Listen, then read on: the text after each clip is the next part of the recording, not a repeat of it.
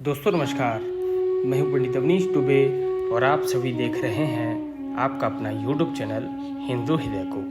दोस्तों आज मैं आप सभी को सुनाऊंगा ययाति पुत्री माधवी की नारी के यौन शोषण की एक पौराणिक कथा। जी हाँ दोस्तों, वीडियो शुरू करने से पहले अगर आप सभी मेरे चैनल पर नए हैं तो कृपया इस चैनल को सब्सक्राइब करें और बेल आइकन की घंटी को ज़रूर प्रेस करें। दोस्तों आज की पौराणिक कहानी है नासु कुल में उत्पन्न चंद्रवंश के 5वें राजा ययाति की पुत्री माधवी की। इस कथा का वर्णन महाभारत के उद्योग पर्व के 106वें अध्याय से 123वें अध्याय में आता है। माधवी थी तो राजपुत्री पर उनके पिता ययाति ने उसे इसलिए गालव ऋषि को सौंप दिया था ताकि वो उन्हें अन्य राजाओं को सौंपकर अपने गुरु विश्वामित्र को गुरु दक्षिणा में देने के लिए 800 श्वेतवर्ती अश्व प्राप्त कर सके। गालव ऋषि ने उसे 3 राजाओं और अंत में अपने गुरु विश्वामित्र को सौंपा था। तो आइए इस कथा को हम विस्तार से जानते हैं। दोस्तों गालव ऋषि विश्वामित्र के बड़े से प्रिय शिष्य थे। अब उनका अध्ययन पूर्ण हुआ तो नियमानुसार गुरु से दीक्षा लेकर गृहस्थ आश्रम में प्रविष्ट होने की अनुमति लेने का अवसर उपस्थित हुआ। गालव ने सोचा यही अवसर है जब गुरु के प्रति मैं अपनी अपार भक्ति एवं श्रद्धा का कुछ परिचय दे सकूं। उन्होंने निश्चय किया कि अपनी शक्ति के अनुसार कोई न कोई गुरु दक्षिणा देकर ही आश्रम से वह विदा लेंगे। किंतु उनके गुरु विश्वामित्र से गालव की स्थिति छिपी नहीं थी। फलतः गालव ने अनेक अनुरोधों पर एक दुराग्रह को क्षमा कर उन्हें गृहाश्रम में प्रविष्ट होने की अनुमति प्रदान की। किंतु गालव भी अपने निश्चय के प्रति अविचल थे।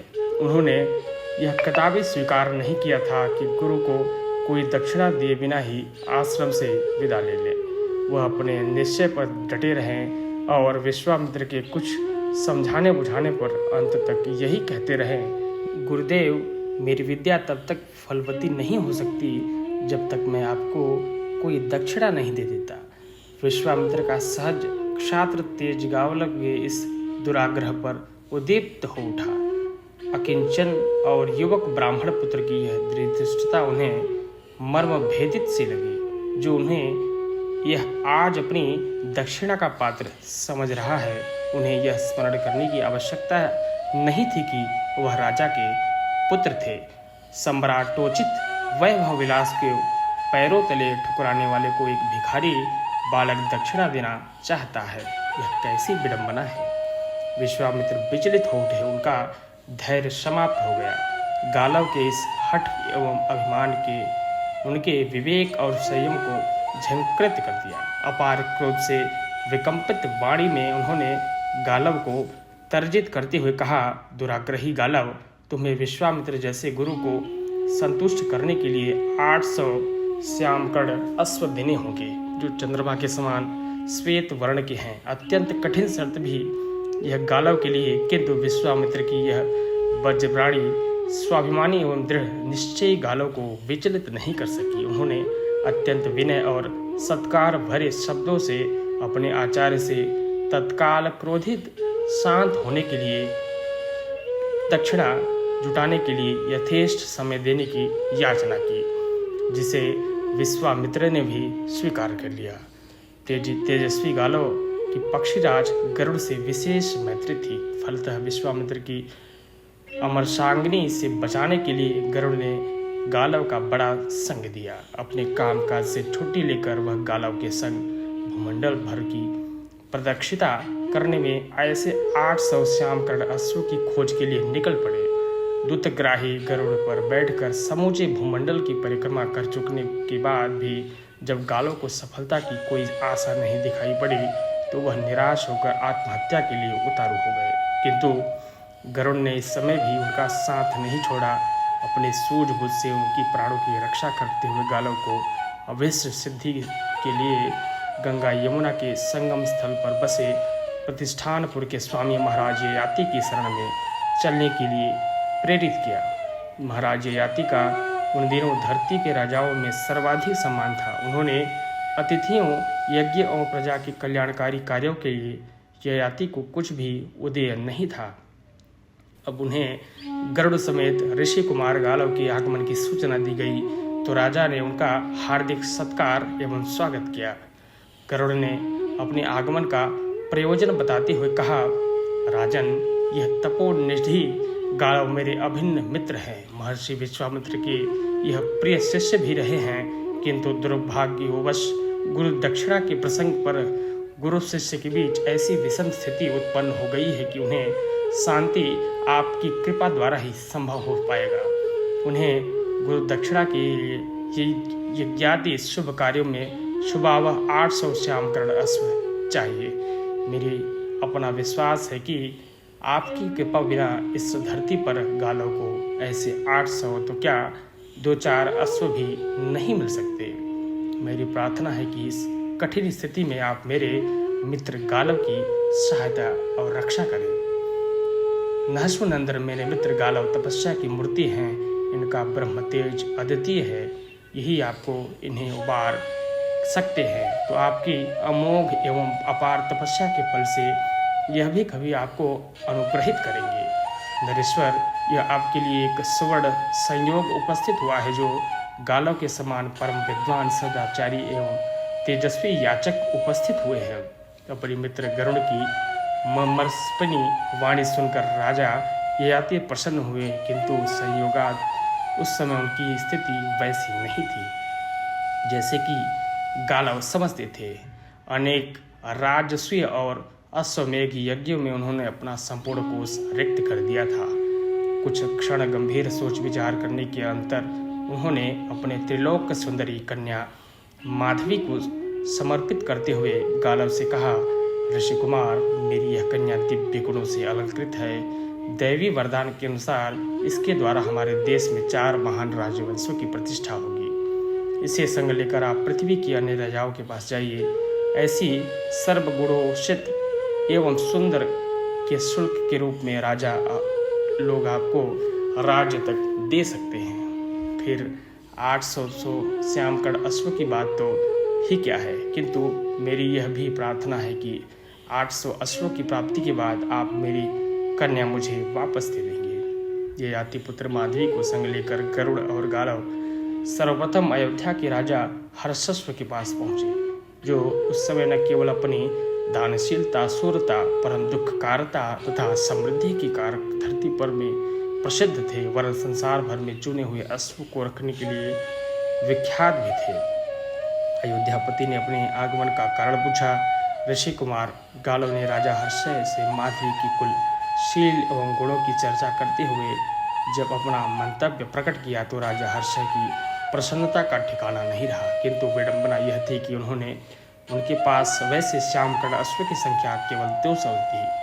हर्षय ने अपनी असमर्थता प्रकट करते हुए गालव और गरुड़ को यह सुझाव दिया, आपको मेरे ही समान अन्य राजाओं से भी माधवी के शुल्क के रूप में वैसे श्यामकर्ण अश्व की प्राप्ति का उपाय करना होगा। मैं अपने 200 अश्वों को देकर माधवी से केवल एक उत्पत्ति की कामना करता हूँ। दूसरा कोई चारा न होने के कारण गालव और गरुड़ ने अयोध्यापति हर्षय की बात मान ली और ययाति पुत्र माधवी को अयोध्या में निर्दिष्ट अवधि के लिए छोड़कर कुछ दिनों के लिए अन्यत्र चले गए। यथा समय राजा हर्षय के संयोग से माधवी ने वसुमना नामक सर्वगुणोपेत पुत्र की उत्पन्न किया, जो बाद में चलकर अयोध्या के राजवंश में परम प्रसिद्ध हुआ। तदनंतर निश्चित अवधि बीत जाने पर गालव और गरुड़ पुनः अयोध्या वापस आए और माधवी के शुल्क के रूप में उन्हें प्राप्त 200 अश्वों को कुछ दिनों के लिए अयोध्या में ही छोड़कर माधवी के संग पुनः वैसे अश्वों की खोज में निकल पड़े। अयोध्या से चलकर गालव और गरुड़ काशीराज दिवोदास के दरबार में पहुंचे। उनकी कीर्ति कौमुद का प्रचार उन दिनों समग्र भूमंडल में हो रही थी। गालव और गरुड़ की प्रस्ताव करने पर वह भी अपने 200 श्यामकर्ण अश्वों को देकर माधवी जैसी सुंदर तथा दैवी प्रभायुक्त स्त्री के एक पुत्र प्राप्त करने का लोभ सम्वरण न कर सके। नियत समय बीत जाने पर माधवी के संयोग से काशीराज दिवदास ने प्रदत्तक नामक पुत्र की प्राप्ति की, जो बाद में काशीराज का पुनरुद्धारक ही नहीं प्रत्यंत वंश परंपरागत शत्रुओं का विध्वंसक भी हुआ। इस द्वितीय प्रत्युत्पत्ति के बाद भी सुंदरी माधवी पुनः ऋषि कुमार गालव के संग किसी अन्य राजा की राजधानी की ओर चल पड़ी। इस बार गालव और माधवी पक्षीराज गणों के संग भोजराज उसी नगर के यहाँ पहुँचे, जो अपने समय के राजाओं में प्रतिष्ठित थे। भोजराज की अतिशय समृद्धि और अदम्य दानशीलता की उन दिनों पृथ्वी भर में चर्चा थी, किंतु संयोगतः उनके पास 200 श्यामकर्ण अश्व ही थे। गालव और गरुड़ की प्रार्थना पर राजा उसी नर ने वे त्रिलोक सुंदरी माधवी के सहयोग से एक पुत्र प्राप्त कर उन दुर्लभ अश्वों को उन्हें समर्पित कर दिया। भोजराज का यह तेजस्वी पुत्र बाद में शिवी के नाम से विख्यात हुआ, जिनकी दानशीलता की अमर कहानी आज भी पुराणों की शोभा में है।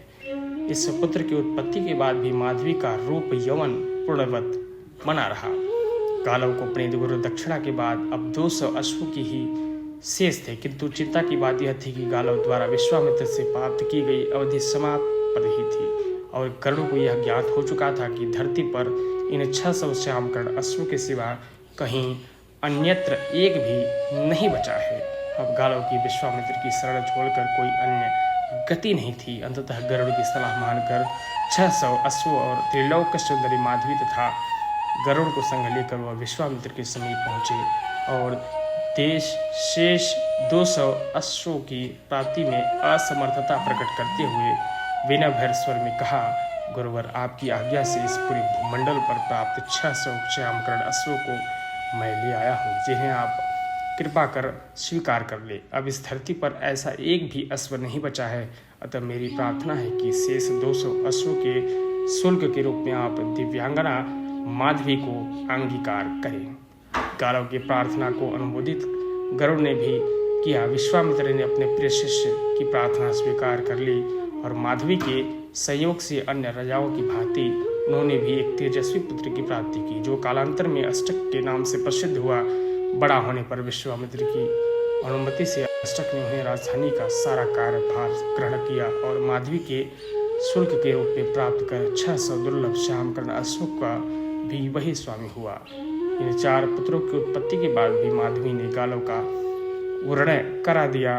फिर तो अपने पिता राजा ययाति को वापस कर दी गई, क्योंकि उनके पिता के केवल 800 श्यामकर्ण अश्व के शुल्क के लिए ही गालव को प्रदान किया था। अपने पिता के घर वापस पहुंचने पर वह पूर्ववत सदादृत हुई। उनके अनन्य रूप और यौवन में 4 पुत्रों की उत्पत्ति के बाद भी कोई कमी नहीं आई।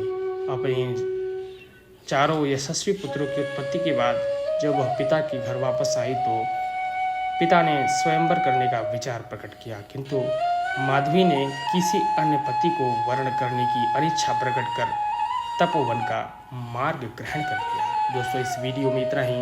अगर ये वीडियो आप सभी को पसंद आया हो तो इस वीडियो को ज़्यादा से ज़्यादा शेयर करें, लाइक करें, एक प्यारा सा कमेंट जरूर करके जाएं। धन्यवाद।